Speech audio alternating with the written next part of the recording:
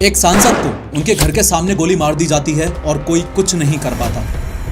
आप अगले जन्म में क्या बनना चाहेंगी? हम अगले जन्म में भले ही जानवर बन जाएं पर इस तरह की मतलब औरत नहीं बनना। गांव में बदनामी होना शुरू हुई। गांव के सरपंच के बेटे ने फूलन देवी के साथ जबरदस्ती करनी चाहिए और फूलन को गांव से ही बाहर निकाल दिया। लेकिन हर ऑपरेशन के पहले और बाद में फूलन के कहने पर पूरी गैंग किसी न किसी दुर्गा माँ के मंदिर में जाकर पूजा जरूर किया करती थी।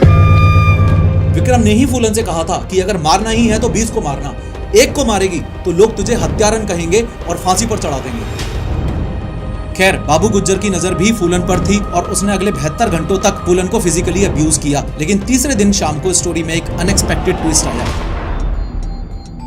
आज से लगभग 24 साल पहले 25 जुलाई 2001 को दिल्ली में एक ऐसा हादसा हुआ जिस पर एक पल के लिए तो विश्वास ही नहीं होता। उस दिन दहाड़े इंडियन पार्लियामेंट से सिर्फ 10 मिनट की दूरी पर एक सांसद को उनके घर के सामने गोली मार दी जाती है और कोई कुछ नहीं कर पाता। चंबल की जानी मानी डकैत फूलन देवी की हत्या के दिन एग्जैक्टली क्या हुआ था, ये समझने के लिए आपको सबसे पहले लोकेशंस को अच्छे से समझना पड़ेगा। देखो, ये है ओल्ड पार्लियामेंट बिल्डिंग। इस बिल्डिंग के ठीक सामने है ये संसद चौक और संसद चौक से आगे चलते हैं तो यहाँ पड़ती है ये पटेल चौक। पटेल चौक से लेफ्ट लेंगे तो यहाँ पर है ये अशोका रोड और इसी अशोका रोड पर 44 नंबर मकान ही था फूलन देवी का। अब वापस पार्लियामेंट बिल्डिंग पर आ जाओ। आज दिन है 25 जुलाई 2001 का और पार्लियामेंट में लंच ब्रेक हो चुका था। 1:20 पर ये गाड़ी जो पार्लियामेंट से बाहर निकल रही है, इसमें बैठे हुए हैं 4 लोग। पीछे वाली सीट पर बैठी हुई है फूलन देवी और उनका personal security guard Balwinder Singh. आगे वाली सीट पर मौजूद हैं रघुराज सिंह शाक्या और उनका ड्राइवर जो इस वक्त फूलन देवी को उनके घर तक लिफ्ट दे रहे हैं। गाड़ी आगे बढ़ते हुए पटेल चौक पहुंचती है, फिर वहां से अशोका रोड जाती है और 44 अशोका रोड के सामने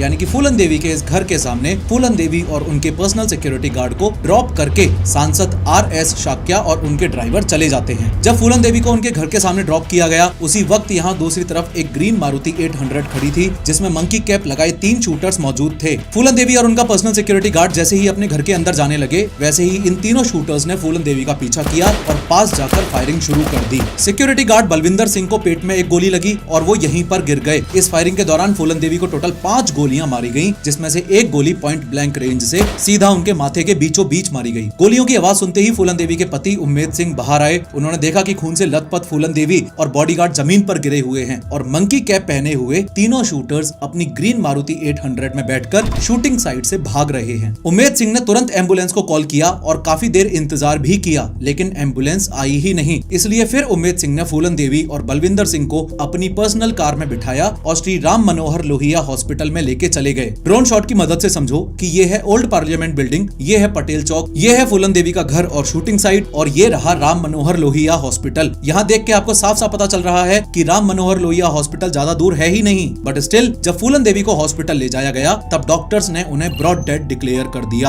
और कुछ इस तरीके से बैंडिट क्वीन या यूं कह लो कि चंबल की जानी मानी डकैत ने अपनी देह का त्याग किया। आज की इस 3D एनिमेटेड वीडियो में हम स्टेप बाय स्टेप समझेंगे कि फूलन देवी से आखिर किस बात का बदला लिया जा रहा था जो उन्हें उनके घर के सामने ही 5 गोलियां मार दी गईं। मंकी कैप लगाए हुए ये तीनों शूटर्स कौन थे, इन्हें किसने भेजा था और इस पूरे फूलन देवी हत्याकांड की एग्जैक्ट प्लानिंग कैसे की गई थी। लेकिन हर बार की तरह शुरू से शुरू करते हैं। बात 1963 की है। उत्तर प्रदेश के जालौन के एक छोटे से गांव गोरहा का पूर्वा में जन्म होता है फूलन देवी का। फूलन देवी मल्ला कम्युनिटी की थी जिसे उस जमाने में लोअर कास्ट माना जाता था। बहुत छोटी सी उम्र में ही फूलन अपने हक के लिए लोगों से भिड़ जाती थी। अब चूंकि फूलन कोई बहुत अमीर परिवार में पैदा नहीं हुई थी तो फूलन के चाचा ने उनकी जमीन हड़पनी चाही तो सिर्फ 10 साल की फूलन अकेले ही उनके अगेंस्ट खड़ी हो गई। हुआ कुछ ऐसा कि एक दिन फूलन की माँ ने उसे बताया कि उसका चाचा और उनका बेटा मैयादीन ने फर्जी कागज बनवाकर उनकी जमीन छीन ली है। तो फूलन सीधा उस खेत में जाकर बैठ गई और हटने से मना कर दिया। मैयादीन जो उस वक्त 20 साल के आसपास का था वो फूलन को भगाने आया, लेकिन फूलन वहां से उठने का नाम ही नहीं ले रही थी। गुस्से में आकर मैयादीन ने फूलन के सिर पर ईंट मार दी। घर वालों को लगा कि कहीं फूलन कोई और लड़ाई ना कर ले, इसलिए उन्होंने सिर्फ 11 साल की उम्र में ही फूलन की शादी करवा दी। इनफैक्ट फूलन की शादी एक ऐसे आदमी से की गई जो उससे उम्र में 3 गुना बड़ा था और एक विडोअर भी था। नाम था पुत्तीलाल। सिर्फ 100 रुपए, एक गाय और एक साइकिल के बदले में उस छोटी सी फूलन को उस अधेड़ उम्र के आदमी के साथ भेज दिया गया। शादी शादी के बाद पुत्तीलाल उसके साथ जबरदस्ती करता, उसे पीटता था और हर दिन उसकी जिंदगी को और भी नरक बना देता था। ये सब सहना फूलन के बस के बाहर होता जा रहा था। अपने 12वें बर्थडे के बाद एक दिन फूलन ने सब कुछ छोड़ने का फैसला लिया। वो वहाँ से पैदल ही निकल गई और अपने मायके लौट आई। फूलन के घर वालों के लिए ये एक धब्बा सा था और फूलन की माँ ने तो ये तक कह दिया, मर जाओ या तो कुएं में कूद जाओ या यमुना में डूब जाओ। अब घर वाले ही इस तरह के कमेंट्स कर रहे हैं तो सोचो सोसाइटी ने क्या कुछ नहीं बोला होगा। अगर आज के टाइम भी कोई महिला अपने पति को छोड़ के वापस आ जाती है तो सोसाइटी के वो 4 लोग कितनी ज्यादा बातें बनाते हैं। फिर ये तो आज से 500 साल पहले की बात है, तो सोचो उस समय इस बात का कितना बड़ा मुद्दा बनाया होगा। मोरओवर फूलन के साथ भी वही हुआ। मायके लौटने के बाद फूलन को खराब नजरों से देखा जाता था और इसी बीच एक हादसा हुआ। गांव के सरपंच के बेटे ने फूलन के साथ जबरदस्ती करने की कोशिश की। फूलन जैसे तैसे उस लड़के को मार के तो वहां से भाग गई। पंचायत बैठी। चूंकि गांव ठाकुर कास्ट डोमिनेटेड था, सरपंच का बेटा भी ठाकुर ही था और फूलन एक लोअर कास्ट महिला थी, तो उन लोगों ने फूलन को कैरेक्टरलेस डिक्लेयर कर दिया और साथ ही उसे गाँव से भी निकाल दिया। यहाँ आपको एक बात ये भी बता दूं कि उत्तर प्रदेश में ठाकुर, जिसे अक्सर राजपूत भी कहा जाता है, एक अपर कास्ट कम्युनिटी है जो हिस्टोरिकली वॉरियर क्लास यानी कि क्षत्रिय मानी जाती है। ये लोग पहले से ही जमीन के बड़े मालिक रहे हैं और रूरल एरियाज में इनका काफी इन्फ्लुएंस रहा है। ठाकुर नाम असल में एक फ्यूडल टाइटल था जिसे लोग इज्जत और पावर के रूप में यूज करते थे। आज भी यूपी के कई गांव कस्बों में ठाकुर फैमिलीज के पास जमीन, पैसा और लोकल पावर होती है। एनीवेज गांव से निकल के फूलन अपने कजन कैलाश के घर चली गई जो यमुना नदी के पास टोगा गांव में रहता था। कैलाश, जिसके घर फूलन रुकी थी, दिखने में तो एक आम आदमी ही था, लेकिन असल में वो डकैतों के लिए छोटे मोटे काम किया करता था, जैसे खबर देना, सामान पहुंचाना। इसी कनेक्शन के थ्रू फूलन की पहली मुलाकात डकैतों से हुई थी। कैलाश पहले से ही शादीशुदा था और उसके बच्चे भी थे, लेकिन कुछ सोर्सेज में मेंशन्ड है कि फूलन और कैलाश ने शादी भी कर ली थी, पर यह शादी ज्यादा दिन तक चल नहीं पाई। फूलन अपने कजन की जमीन पर घास काटती थी और भैंसों को चराने ले जाती थी, पर धीरे धीरे गांव में उसकी इमेज बदलने लगी। लोग उसके बारे में अफवाहें उड़ाने लगे। उसे एक बदनाम औरत के रूप में देखा जाने लगा जो अकेली यमुना में नहाती थी, वो भी बिना कपड़ों के। फिर एक दिन फूलन ने अपने कजन कैलाश के घर से भी निकल जाने का फैसला किया। फूलन वापस अपने खुद के घर गोरहा का पूर्वा में आ गई, पर उनकी बदकिस्मती यहीं से शुरू हुई। साल था 1979 और फूलन की उम्र थी सिर्फ 16 साल। पुलिस ने फूलन को गिरफ्तार कर लिया, ये इल्जाम लगाकर कि उसने सरपंच के घर चोरी की है और वो डकैतों के साथ मिली हुई है। जेल में फूलन के साथ और भी भयानक चीजें हुई। पुलिस वालों ने कई दिनों तक फूलन को फिजिकली अब्यूज किया और कुछ सोर्सेज के हिसाब से तो उसके खुद के पिता के सामने भी। सबसे खराब बात यह है कि जिस सिस्टम को फूलन को प्रोटेक्ट करना चाहिए था, उसी सिस्टम ने फूलन के साथ गलत किया। यह बात भी फैक्ट है कि सिस्टम को बदलने का एक ही तरीका होता है, अंदर से उसका हिस्सा बनना। आज हजारों लोग गवर्नमेंट एग्जाम्स की तैयारी इसलिए करते हैं ताकि वो सिस्टम में चेंज लाकर उसे एक बेस्ट वर्जन बना सकें। और अगर आप भी इसी मिशन पे हो तो एक ऐप आपका साथ दे सकता है, टेस्ट बुक। टेस्ट बुक पर आपको मिलते हैं structured mock test, previous year papers, current affairs और डिटेल्ड स्टडी नोट्स, जिससे आपके सिलेक्शन के चांसेस काफी ज्यादा बढ़ जाते हैं। इसलिए आज 6.5 करोड़ से ज्यादा स्टूडेंट्स ऑलरेडी टेस्ट बुक से जुड़ चुके हैं। अब क्यों इतने स्टूडेंट्स एक ही प्लेटफॉर्म को प्रीफर कर रहे हैं, इसका भी रीजन बताता हूँ। अभी गवर्नमेंट सेक्टर में one of the biggest exam मानी जाती है एसएससी सीजीएल। एसएससी सीजीएल जैसे टफ एग्जाम में एयर 2 आशीष तिवारी, एयर 4 देवेश बैरागी और एयर 6, 8, 9, 10 सब टेस्ट बुक के स्टूडेंट्स ही रहे हैं। रिसेंटली एसएससी सीएचएसएल का रिजल्ट आया था जिसमें एयर 1 रोहित भी टेस्ट बुक के ही स्टूडेंट थे। अगर आप भी चाहते हो कि सिस्टम में जाकर असली बदलाव ला सको तो टेस्ट बुक आपका स्ट्रॉन्ग पार्टनर बन सकता है, प्लस टेस्ट एनालिसिस और स्टडी नोट्स में हेल्प कर सकता है। और अगर आप डिस्क्रिप्शन और पिन कमेंट में दी गई मेरी लिंक्स का यूज करोगे और कूपन कोड HOW12 लगाओगे तो आपको 12% का इंस्टेंट डिस्काउंट भी मिलेगा। Check out test book now. अब फूलन की लाइफ का एक नया चैप्टर शुरू होने वाला है और उससे पहले मैं अगर आपको एक छोटा सा फ्लैशबैक दूं तो फूलन की शादी 11 साल की उम्र में ही हो गई थी। पति मारता था, प्लस उसने मल्टीपल टाइम्स फिजिकल अब्यूज भी किया, इसलिए वो अपने पति के घर को छोड़ के वापस मायके आ गई थी। गांव में बदनामी होना शुरू हुई। गांव के सरपंच के बेटे ने फूलन देवी के साथ जबरदस्ती करनी चाहिए और फूलन को गांव से ही बाहर निकाल दिया। वो अपने एक कजन कैलाश के घर जाके रहने लग गई, उससे भी शादी की, लेकिन फिर वापस अपने घर आ गई। पुलिस ने झूठे इल्जाम में उसको अरेस्ट कर लिया और मल्टीपल टाइम्स फिजिकल अब्यूज भी किया। इतनी कम उम्र में ही फूलन देवी काफी कुछ सहन कर चुकी थी। एक रात जब फूलन अपने गांव गोरहा का पूर्वा में सो रही थी, तब अचानक एक डकैत की गैंग ने गांव पर अटैक कर दिया। ध्यान से एक बार इस गैंग को देखो। ये जो बंदा यहाँ आपको दिखाई दे रहा है, ये है इनका लीडर बाबू गुज्जर, और ये जो बाबू गुज्जर के साइड में खड़ा है, ये है विक्रम मल्ला, जो इस गैंग का सेकंड इन कमांड है। इनको थोड़ा ध्यान से देख लो, ये लोग आगे बहुत इंपॉर्टेंट रोल प्ले करने वाले हैं। अब यहाँ 3 अलग अलग केस सिनेरियोज हैं और अलग अलग मल्टीपल डिफरेंट सोर्सेज अलग अलग बात बोलते हैं कि उस रात एग्जैक्टली क्या हुआ था, लेकिन ये बात आज तक किसी को ठीक से नहीं पता और फूलन देवी ने भी इस बात पर कोई क्लैरिफिकेशन नहीं दिया है। कुछ सोर्सेज कहते हैं कि फूलन देवी को जबरदस्ती उठाकर ले जाया गया, कुछ सोर्सेज कहते हैं कि अपने छोटे भाई की जान बचाने के लिए उसने अपने आप को डाकुओं के हवाले कर दिया, और कुछ कहते हैं कि फूलन खुद अपनी पुरानी जिंदगी से थक चुकी थी और अपनी मर्जी से ही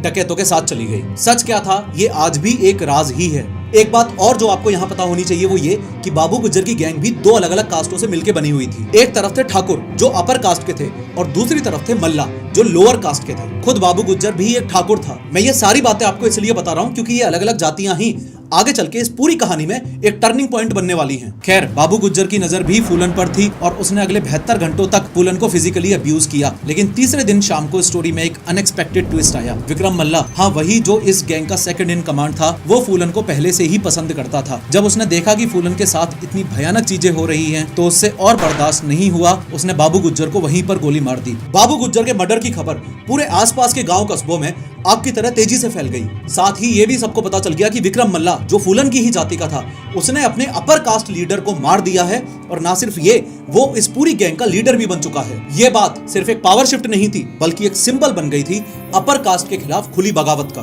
फूलन अब विक्रम मल्ला के साथ रहने लगी थी। आखिर मल्ला ने ही तो बाबू गुज्जर से उसकी जान बचाई थी। धीरे धीरे फूलन को विक्रम से प्यार भी हो गया और दोनों का रिश्ता चंबल के गांव कस्बों में मशहूर हो गया। इनफैक्ट फूलन ने तो एक रबर स्टैंप भी बनवा लिया था जिसमें लिखा था, दस्यु सुंदरी दस्यु सम्राट विक्रम की प्रेमिका, यानी कि डाकू सुंदरी डाकू सम्राट विक्रम की प्रेमिका। विक्रम ने फूलन को सब कुछ सिखाया, बंदूक चलाना, जिंदा रहने के तरीके और जंगल के सारे रूल्स। उसने फूलन देवी के लंबे बाल कटवा दिए और उसके लिए एक ट्रांजिस्टर रेडियो और एक कैसेट रिकॉर्डर भी खरीदा, क्योंकि फूलन को गाने सुनने का बहुत शौक था। विक्रम ने ही उसे पहली बार बंदूक दी और फूलन कुछ ही दिनों में जबरदस्त शूटर भी बन गई। विक्रम ने ही फूलन से कहा था कि अगर मारना ही है तो 20 को मारना, एक को मारेगी तो लोग तुझे हत्यारन कहेंगे और फांसी पर चढ़ा देंगे, लेकिन अगर 20 को मारेगी तो नाम होगा और कहानी बनेगी। ये पूरी बात फूलन के दिमाग में प्रिंट हो गई। आपको आगे पता चलेगा कैसे।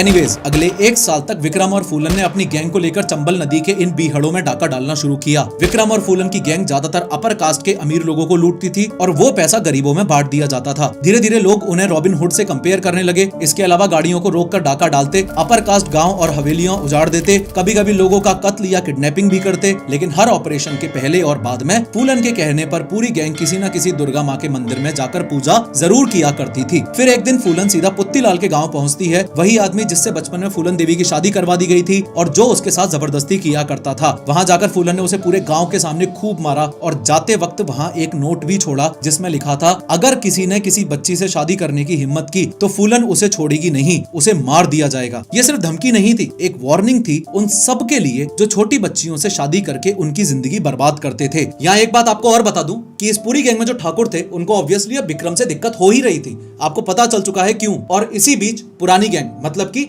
बाबू गुज्जर की गैंग के 2 पुराने डाकू श्री राम सिंह और लाला राम सिंह जेल से बाहर आ जाते हैं। दोनों ही ठाकुर थे, यानी कि अपर कास्ट के थे और दोनों ही जेल जाने से पहले बाबू गुज्जर की इसी गैंग के साथ काम किया करते थे। जेल से निकलते ही इन्हें 2 बातों से प्रॉब्लम हो गई। पहली बात ये कि विक्रम मल्ला ने बाबू गुज्जर को मार दिया है और अब खुद गैंग का लीडर बन चुका है, और दूसरी जो इनके लिए और भी बड़ी बात थी वो ये कि विक्रम एक लो कास्ट का आदमी था। यह बात दोनों भाइयों को हजम ही नहीं हुई। उनके लिए कास्ट बहुत ज्यादा इंपॉर्टेंट थी, इसलिए दोनों भाइयों ने मिलकर विक्रम को खत्म करने का प्लान बनाया और विक्रम की ही गैंग के कुछ लोग उसके खिलाफ हो गए, यानी कि ठाकुर श्री राम सिंह और लाला राम सिंह के साथ जाकर मिल गए। आज दिन है विक्रम की मौत का, 13 अगस्त 1980। सब कुछ रोज के जैसा ही था और डेली की तरह विक्रम और फूलन रात को अपने कैंप में सोने के लिए चले गए। तभी एक गोली चलने की आवाज आई। उसी सेकंड विक्रम उठ के बैठ गया। पहले तो उन लोगों को लगा कि पुलिस ने उनकी गैंग को घेर लिया है। पुलिस से बचने के लिए फूलन और विक्रम अपनी राइफल्स ढूंढने लग गए, लेकिन बदकिस्मती से वो वहाँ थी ही नहीं। और यही वो मोमेंट था जब विक्रम को लग गया था कि ये एक ट्रैप है। अगले ही पल श्री राम और लाला राम कैंप में घुस गए और बिना किसी वार्निंग के सीधा विक्रम पे गोली चला दी और विक्रम वही फूलन की गोद में ही मर के गिर गया। श्री राम और लाला राम की सनक अभी भी पूरी नहीं हुई और उन्होंने फूलन को उठाने का ऑर्डर दे डाला। फूलन कुछ समझ पाती उससे पहले ही श्री राम के साथ वाले डाकुओं ने फूलन के हाथ पैर बांध दिए और उसको उठा के एक बोट में डाल दिया। ये बोट सीधा जाकर रुकी इस बहमई गाँव में। लोकेशन का ओवरव्यू आप ऐसे ले सकते हो कि यहाँ कहीं चंबल की किसी बीहड़ में से फूलन देवी को उठाया था और कुछ किलोमीटर दूर यहाँ बहमई गाँव में ले गए थे।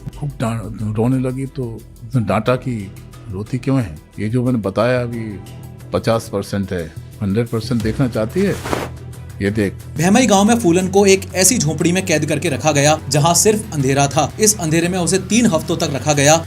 से ब्लाउज खोला, दिखाया, छाती में गड्ढे हुए थे जो मांस नोचा था ठाकुरों ने और रेप करते थे। लिटरली ऐसे मांस नोचा। हर रात इस झोपड़ी में कुछ ठाकुर लोग आते थे और 23वें दिन पर तो श्री राम और लाला राम ने सारी हदें पार कर दी, फूलन को जमीन पर घसीट के बाहर निकाला। आगे बढ़ने से पहले एक बार ध्यान से देख लो, भैमई गांव में फूलन को इस वाली झोपड़ी में रखा हुआ है और गांव के बीचों बीच है ये कुआं। श्री राम ने फूलन को इस कुएं से पानी लाने को बोला। पहले तो फूलन ने मना कर दिया, लेकिन उस स्थिति में उसके पास और कोई ऑप्शन भी तो नहीं था। फूलन ने मटका हाथ में लिया और आगे बढ़ी। तभी श्री राम ने फूलन का वो ब्लैंकेट खींच लिया जिससे फूलन ने अपनी बॉडी को ढक रखा था। फूलन के शरीर पर उस समय सिर्फ वो ब्लैंकेट ही था। भैमई के आदमी फूलन को देखने के लिए इकट्ठे हो गए। उन्होंने हूटिंग करना शुरू किया, घटिया कमेंट्स पास किए, उसे देख के हंसे और उस पर थूकना भी शुरू कर दिया। आई होप आप समझ पा रहे हो कि फूलन उस समय किस सिचुएशन से गुजर रही होगी। उसी शाम झोपड़ी से कुछ ही दूरी पर फूलन की गैंग का एक बंदा, ये संतोष पंडित, श्री राम और लाला राम के बीहड़ जाने का इंतजार कर रहा है। उन लोगों के निकलते ही संतोष पंडित चुपचाप इस झोपड़ी में घुसा और एक बैलगाड़ी के पीछे फूलन को बिठा के वहाँ से ले गया। संतोष पंडित फूलन को विक्रम मल्ला के एक पुराने साथी मान सिंह के पास ले गया। कुछ सोर्सेस कहते हैं कि फूलन को वहाँ से भगाने वाला असल में मान सिंह ही था, लेकिन इस बात की कंफर्म डिटेल नहीं मिली है। शुरू में फूलन ने एक मुस्लिम डकैत बाबा मुस्तकीन की गैंग ज्वाइन की, लेकिन फूलन को सिर्फ डकैत नहीं बनना था, बल्कि उसे तो बदला लेना था और बदले के लिए उसके पास अपनी खुद की गैंग होनी जरूरी थी। आखिरकार मानसिंह के सपोर्ट से फूलन ने फिर से अपनी एक नई गैंग तैयार कर ली। 7 महीने तक अपनी सारी ताकत इकट्ठी करके फूलन के सामने वो दिन आ ही गया जब वो अपने साथ हुए उन 3 हफ्तों के जुर्म का बदला ले सकती थी। बात है साल 1981 की और दिन है वैलेंटाइंस डे का। एक बार इस गाँव को फिर से देख लो, ये है भैमई गाँव और यही है वो कुआं। दिन के करीब 12 बजे फूलन की गैंग पूरे गाँव को चारों तरफ से घेर लेती है। चारों तरफ अफरा तफरी मच गई और सारे लोग अपने घरों में जाकर छुप गए। आज ये लोग यहाँ इसलिए आए हैं क्योंकि इन्हें इन्फॉर्मेशन मिली थी कि श्री राम और लाला राम अपनी गैंग के साथ भैमई गांव में शादी अटेंड करने आए हैं। ध्यान से देखो तो फूलन उसी कुएं के प्लेटफॉर्म पर खड़ी है, पुलिस की ड्रेस पहने और सर पर ये लाल कफन बांध के आई है। सबसे पहले उसने मेगाफोन पर चिल्ला के एब्यूजिव लैंग्वेज में गाँव वालों को श्री राम और लाला राम को उसके हवाले करने के लिए बोला। फूलन ने ऑर्डर दिया कि गाँव में जितने भी आदमी हैं सबको बाहर लेकर आओ, लेकिन महिलाओं और बच्चों को कोई कुछ नहीं करेगा। फूलन की गैंग यहाँ 3 पार्ट्स में डिवाइड हो गई। पहली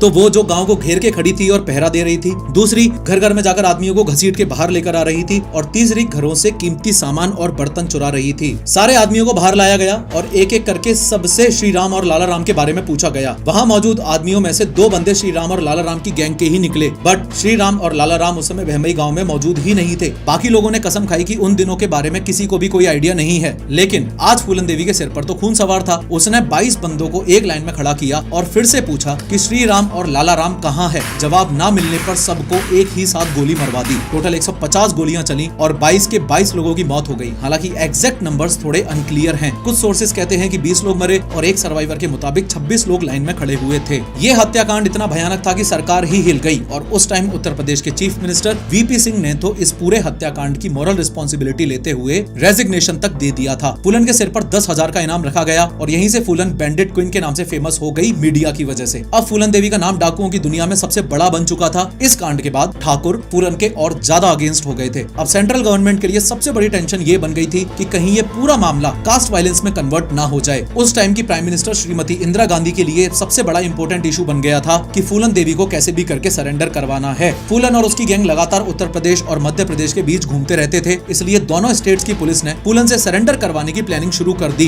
दोनों राज्यों की सरकारें चाहती थी कि बिना किसी खून खराबे के फूलन को शांति से सरेंडर के लिए तैयार किया जाए। उस समय मध्य प्रदेश के चीफ मिनिस्टर अर्जुन सिंह ने फूलन देवी के सरेंडर का जिम्मा भिंड डिस्ट्रिक्ट में posted IPS officer Rajendra Chaturvedi को दिया। राजेंद्र चतुर्वेदी ने अपने पर्सनल कॉन्टेक्ट्स का इस्तेमाल करके सबसे पहले फूलन की मां और उसकी बहन को कांटेक्ट किया। फिर साल 1982 5 दिसंबर की रात को राजेंद्र चतुर्वेदी की मुलाकात एक डाकू से हुई जो कि फूलन देवी की गैंग का ही मेंबर था। वो डाकू राजेंद्र चतुर्वेदी को फूलन देवी से मिलवाने के लिए रेडी हो गया। चंबल नदी के किनारे राजेंद्र चतुर्वेदी की मुलाकात मान सिंह से हुई जो कि फूलन देवी का राइट हैंड था। बहुत समझाने के बाद मान सिंह सरेंडर वाली बात करने के लिए राजेंद्र चतुर्वेदी को फूलन देवी के पास ले गया। कैंप में पहुंचने के बाद फूलन देवी ने राजेंद्र चतुर्वेदी के पैर छुए, उनके पैरों पर 501 रुपए भी रखे, एक तरह से रिस्पेक्ट पे करने के लिए। लेकिन जैसे ही राजेंद्र चतुर्वेदी ने सरेंडर की बात छेड़ी, फूलन गुस्से में आ गई। वो कहती हैं, आपके कहने से मैं सरेंडर कर दूंगी क्या? मैं फूलन देवी हूँ, चाहूँ तो इसी वक्त आपको गोली मार सकती हूँ। मान सिंह बीच बचाव करता है और सिचुएशन को शांत करता है। बाद में फूलन थोड़ा नॉर्मल होती है और खुद राजेंद्र चतुर्वेदी के लिए खाना तक बनाती है। फिर फूलन एक इंपॉर्टेंट सवाल पूछती है कि क्या गारंटी है कि सरेंडर करते ही पुलिस मुझे गोली नहीं मार देगी? राजेंद्र चतुर्वेदी उसे भरोसा दिलाते हैं कि ये पूरा प्रोसेस मध्य प्रदेश के चीफ मिनिस्टर अर्जुन सिंह के अप्रूवल के साथ हो रहा है और इस बात को प्रूव करने के लिए वो ये तक कहते हैं कि अगर चाहो तो तुम्हारे किसी गैंग मेंबर को सीएम से मिलवा दिया जाएगा। फाइनली फूलन मान जाती है, लेकिन तभी उत्तर प्रदेश पुलिस और मध्य प्रदेश पुलिस के बीच फूलन की गिरफ्तारी को लेकर दिक्कतें शुरू हो जाती हैं। भैमई हत्याकांड की वजह से फूलन को लग रहा था कि अगर वो उत्तर प्रदेश गई तो उनकी हत्या हो जाएगी, तो इसके लिए फूलन कुछ डिमांड्स रखती हैं। डिमांड नंबर 1, वो मध्य प्रदेश में सरेंडर करेंगी। डिमांड नंबर 2,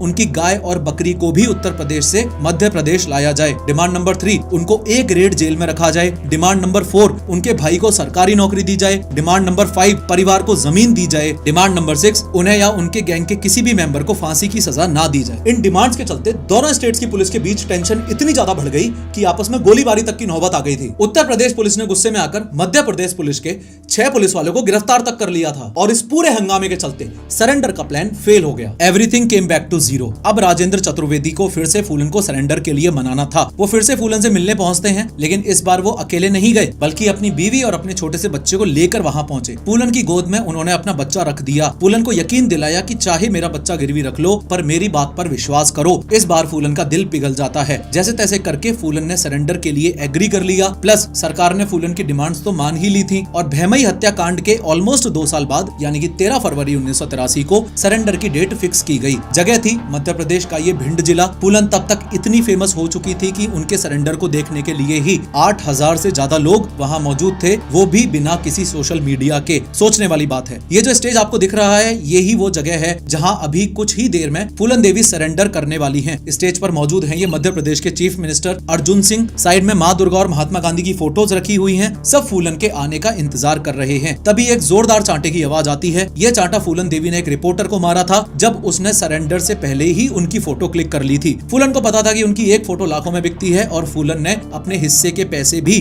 उस रिपोर्टर से मांगे। खैर, स्टेज पर पहुंचकर फूलन अपनी कार्ट्रिज बेल्ट उतारती हैं और सीएम अर्जुन सिंह के पैरों में रख देती हैं। एक हार सीएम के गले में डालती हैं और दूसरा माँ दुर्गा की तस्वीर पर चढ़ाती हैं। फूलन पर टोटल 22 हत्या, 23 डकैती और 18 अपहरण के केसेस चले। फूलन को 11 साल की जेल हुई और उन्हें मध्य प्रदेश के ग्वालियर जेल में रखा गया। फिर साल 1994 में अपने पॉलिटिकल फायदे के लिए मुलायम सिंह यादव की सरकार ने फूलन देवी की रिहाई करवा दी। ये जो फोटो आपको दिखाई दे रही है, ये है उम्मेद सिंह। इनसे साल 1995 में फूलन देवी ने शादी कर ली और बुद्धिज्म धर्म भी अपना लिया। फिर साल 1996 में मिर्जापुर सीट से फूलन देवी सांसद बनी और 1999 में एक बार फिर से रीइलेक्ट हुई। फिर आगे की कहानी तो आपको पता ही है। 25 जुलाई 2001 को फूलन देवी का पार्लियामेंट से अपने घर जाना, ग्रीन कलर की मारुति 800 में शूटर्स का फूलन देवी के घर के ही बाहर वेट करना और जैसे ही फूलन देवी अपने घर के गेट पर पहुंची, तीनों ने उन पर गोलियां चला दी। शूटर्स ने तुरंत फायरिंग के बाद अपनी मारुति 800 में बैठकर ये अशोका रोड क्रॉस किया और इस पंडित पंत मार्ग पर आ गए। वहां उन्होंने गाड़ी छोड़ दी। उस गाड़ी में उन्होंने अपनी मंकी कैप्स और 2 बंदूकें भी छोड़ दी। फिर उन्होंने गन पॉइंट पर एक ऑटो रोका,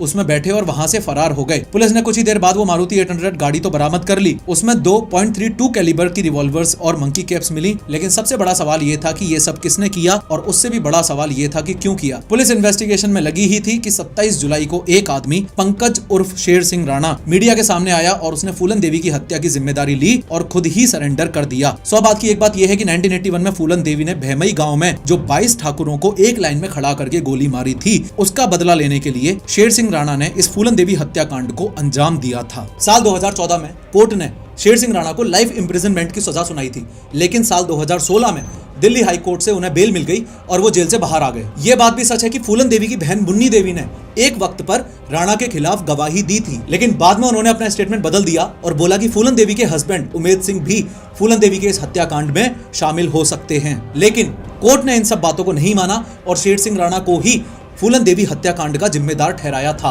अगर आप भी सिस्टम के अंदर जाकर उसको बदलना चाहते हो तो टेक्स्ट बुक ज्वाइन करो और स्पेशल डिस्काउंट के लिए पिन कमेंट और डिस्क्रिप्शन में दी गई मेरी लिंक्स का यूज करो। खैर, इस वीडियो में मैंने बताया है कि स्ट्रीट फूड्स कैसे यंग इंडियंस की जान ले रहे हैं। क्लिक करो और जरूर देखो।